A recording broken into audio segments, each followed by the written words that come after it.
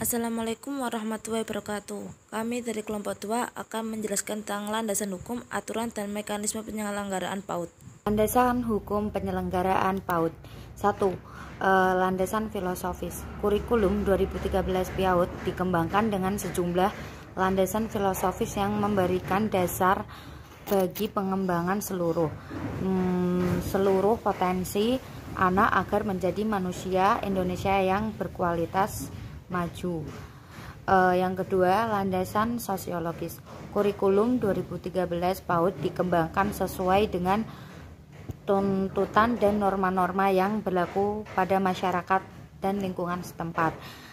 Yang ketiga, landasan psikopedagogis. Kurikulum 2013 PAUD dikembangkan dengan mengacu pada cara mendidik anak sebagai individu yang unik, berkembang yang berbeda. Yang keempat, landasan teoritis. Kurikulum 2013 PAUD dikembangkan dengan mengacu pada teori pendidikan berbasis standar dan kurikulum berbasis kompetensi. Yang kelima, landasan yuridis. Undang-Undang Dasar Negara Republik Indonesia tahun 1945.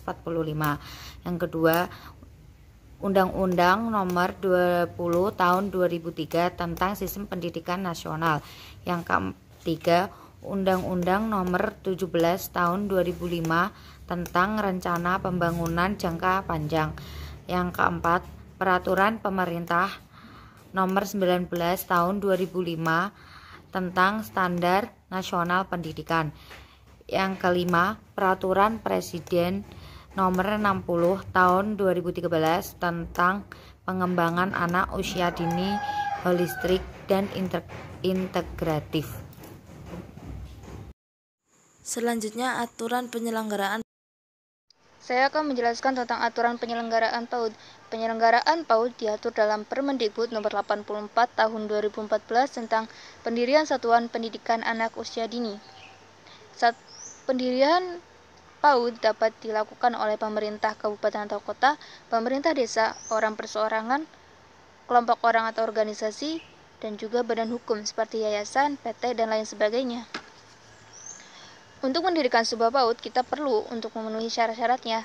Dalam pendirian PAUD, itu ada dua syarat. Yang pertama itu syarat administratif dan juga syarat teknis.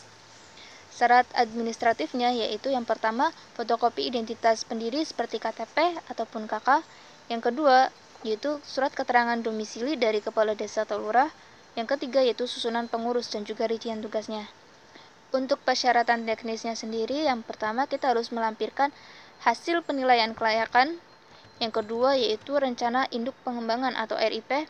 RIP ini memuat visi misi, kurikulum tingkat satuan pendidikan atau KTSP, kemudian sasaran usia peserta didik, pendidik dan tenaga kependidikan, sarana dan prasarana, struktur organisasi, pembiayaan, pengelolaan, peran serta masyarakat, dan yang terakhir yaitu rencana pentahapan pelaksanaan pengembangan selama 5 tahun. Syarat teknis yang terakhir yaitu menyertakan dokumen rencana pencapaian standar penyelenggaraan PAUD berdasarkan pada standar PAUD yang ditetapkan oleh kementerian. Setelah itu, setelah syarat-syarat sudah terpenuhi, kita dapat untuk mengajukan permohonan izin pendirian PAUD. Teknisnya yaitu yang pertama, pendiri satuan PAUD mengajukan permohonan izin kepada kepala dinas atau kepala SKPD dengan melampirkan persyaratan pendirian satuan PAUD. Kemudian langkah kedua yaitu kepala dinas atau pejabat yang ditunjuk menelaah permohonan pendirian satuan PAUD berdasarkan kelengkapan persyaratan pemohon. Kemudian setelah ditelaah, kepala dinas dapat memberikan persetujuan atau penolakan atas permohonan izin pendirian PAUD. Kemudian yang terakhir, kepala dinas atau kepala SKPD menerbitkan keputusan izin pendirian satuan PAUD paling lama itu 60 hari sejak permohonan diterima kepala dinas. Yang terakhir yaitu mekanisme pengelolaan PAUD. Mekanisme pengelolaan PAUD. Mekanisme pengelolaan PAUD itu ada 4. Yang pertama yaitu perencanaan, yang kedua pengorganisasian, yang ketiga pelaksanaan, dan yang terakhir pengawasan. Perencanaan adalah memikirkan sesuatu yang akan dilaksanakan atau dilakukan. Jadi sebelum kita memanajemen sesuatu, itu kita harus merencanakan terlebih dahulu. Yang kedua pengorganisasian. Pengorganisasian merupakan pengaturan seluruh sumber daya pendidikan dalam rangkai mencapai tujuan pendidikan. Jadi setelah kita merencanakan, kita harus mengaturnya atau mengorganisasikannya. Yang ketiga yaitu pelaksanaan. Pelaksanaan adalah fungsi manajemen yang terpenting atau yang paling utama atau yang paling dominan. Jadi pelaksanaan ini adalah proses manajemen. Yang terakhir yaitu pengawasan.